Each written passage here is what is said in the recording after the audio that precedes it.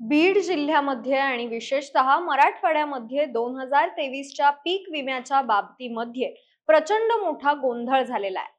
घोटाळा झालाय. धाराशिव जिल्ह्यामध्ये एका ठिकाणी गुन्हा दाखल झालाय आणि बीड जिल्ह्यामध्ये 7,000 हेक्टरवरील सरकारी जमिनी, गायरान जमिनी, मांजरा प्रकल्पाच्या जमिनी या जमिनीवर वेगळ्या लोकांनी विमा भरून जवळपास 7,000 हेक्टरचा विमा उचललाय. अशा प्रकारची परिस्थिती सध्या आहे. धाराशिव जिल्ह्यामध्ये 3,000 हेक्टर बद्दल गुन्हे दाखल झालेले आहेत, परंतु अद्याप त्याच्यात आरोपी अटक नाहीत. हा महाघोटाळा मोठ्या प्रमाणावर माझ्या हाती लागलेला आहे आणि त्याची एक प्रत माननीय उपमुख्यमंत्री अजित दादांना या ठिकाणी मी द्यायला आलो होतो. ती प्रत दिली आणि आता मुख्यमंत्री महोदयांकडे जाऊन सुद्धा घोटाळ्याची निष्पक्षपातीपणे चौकशी करून आरोपींवर कारवाई झाली पाहिजे यासाठी मागणी करणार आहे.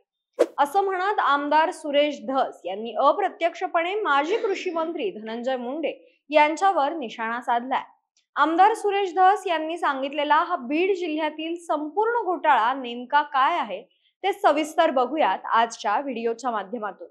नमस्कार, मी यशस्वी मुळे. तुम्ही बघत आहात महाराष्ट्र भूमी. जिल्ह्यातील माजलगाव तालुक्यातील रोशनपुरी येथील शेतकऱ्यांच्या जमिनीवर परळी येथील CSC सेंटर मधून 2023 साठी पीक विमा भरल्याचे निदर्शनास आलंय. त्या निमित्ताने परळी पुन्हा एकदा चर्चेत आले असून आमदार सुरेश धस यांनी या संबंधीची तक्रार राज्याचे उपमुख्यमंत्री अजित पवार यांच्याकडे केली आहे.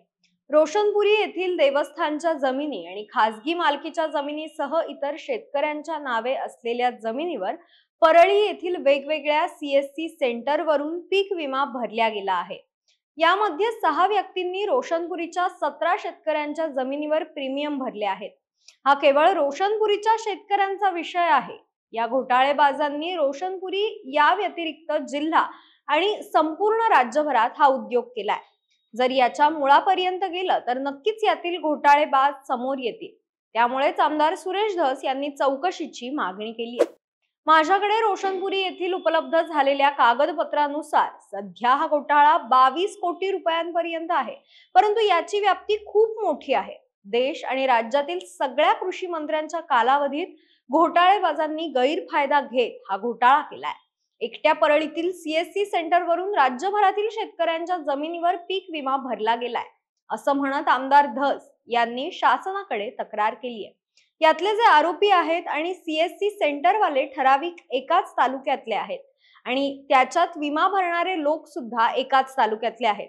मी अजूनपर्यंत रोख कुणावर घेतलेला नाहीये, परंतु हा महाघोटाळा झालाय आणि या घोटाळ्याची चौकशी व्हावी अशी मागणी मी उपमुख्यमंत्र्यांना निवेदनाद्वारे केली आहे, असं देखील यावेळी आमदार धस म्हणाले. घोटाळा कसा उघडकीस आला ते बघूयात.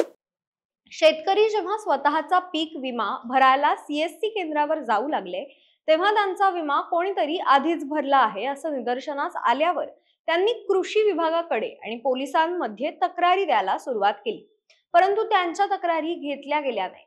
कृषी विभागाला ज्यावेळी लक्षात आले की शासकीय जमिनीवर पण विमा भरला गेला आहे, त्यावेळेस तत्कालीन सरकारने संबंधितांना शोधून त्यांच्यावर गुन्हे दाखल करण्याचे आदेश देखील दिले होते. त्यात धाराशिव जिल्ह्यामध्ये गुन्हा नोंद देखील झाला आहे, परंतु बीड जिल्ह्यात मात्र अनेक वेळा आदेश असूनही गुन्हे दाखल झालेले नाहीत.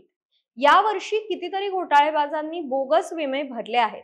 सरकार शेतकऱ्यांना 1 रुपयामध्ये पीक विमा देऊ लागल्याने अर्ज करणाऱ्यांची संख्या मोठ्या प्रमाणात वाढली. याचाच फायदा बोगस कागदपत्रे तयार करून घोटाळेबाजांनी घेतला. या घोटाळेबाजांचे संरक्षण सरकारमधले कोणी करतंय का असा प्रश्न आता विचारला जातोय. घोटाळेबाज या योजनेचा कसा फायदा घेतात ते आता बघूया. तर ज्या जिल्ह्यांमध्ये पीक विमा योजनेबाबत व्यवस्थित जनजागृती आहे त्या ठिकाणी घोटाळेबाजांना पीक विमा भरण्यास कमी संधी मिळते, परंतु ज्या जिल्ह्यांमध्ये मूळ शेतकऱ्यांकडून पीक विमा भरला जात नाही त्या ठिकाणी या घोटाळ्याची व्याप्ती मोठी असल्याचं दिसून येत आहे.